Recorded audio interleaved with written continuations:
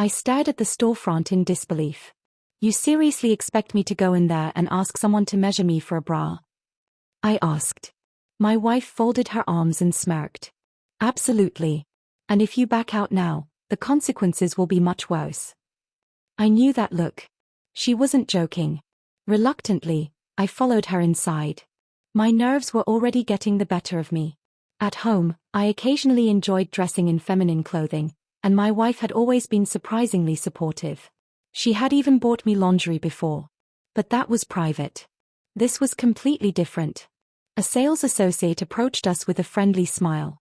Before I could say a word, my wife wrapped an arm around me and said, "My husband would like a professional fitting. Could you help him?" The associate introduced herself as Sally and happily agreed.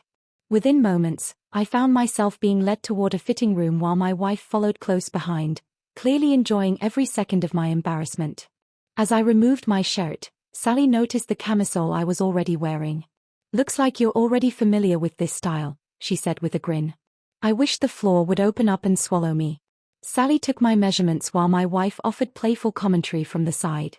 Every attempt I made to protest only seemed to encourage them more. After finishing, Sally announced my size and began discussing options with my wife as though I wasn't even standing there. Before long, she returned carrying several bras. One by one, she helped me try them on, adjusting the fit and explaining the differences between the styles. Despite my anxiety, I had to admit they were comfortable. My wife insisted that I look at myself in the mirror. At first, I resisted. Then curiosity got the better of me. The reflection staring back at me was unfamiliar, yet strangely confident. It wasn't what I had expected at all. Unfortunately, my wife noticed my reaction immediately. "I knew you'd like it," she said triumphantly. Sally laughed and suggested a few matching accessories. The two of them quickly began discussing additional items while I stood there wondering how a simple shopping trip had somehow turned into an entire makeover.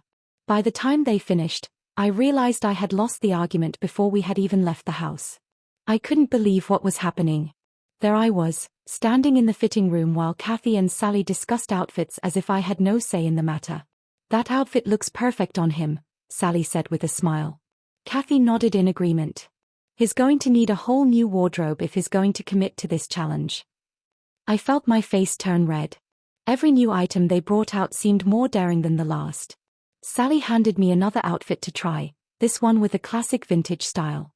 "Give it a chance," she said. "You might be surprised." Reluctantly, I stepped behind the curtain and changed. When I looked in the mirror, I had to admit it looked better than I expected.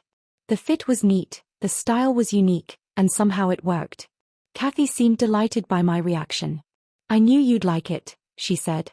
Over the next hour, I tried on several different looks. Some were modern, some were retro, and each one pushed me a little farther outside my comfort zone. Kathy and Sally offered opinions, made suggestions, and occasionally laughed when they caught my embarrassed expression. At one point, Sally brought over a soft pink sweater. "This one," she announced confidently. The moment I put it on, both of them agreed it was the winner. It fit perfectly and completely changed my appearance. "I can't walk out of here wearing this," I protested. "Why not?" Kathy replied. "You look great." I wasn't convinced, but the more I looked in the mirror, the harder it became to argue. When we finally headed toward the checkout counter, I expected everyone in the store to stare. To my surprise, nobody paid much attention at all. A few people glanced my way, but then they continued with their own shopping. Outside the mall, I realized something unexpected. The world hadn't ended. The confidence I thought I had lost was slowly returning. The experience had been uncomfortable, embarrassing, and completely outside my normal routine, but it had also shown me that trying something different wasn't nearly as terrifying as I had imagined. Back at home, Kathy helped organize the new clothes while I stood in front of the mirror, reflecting on the day.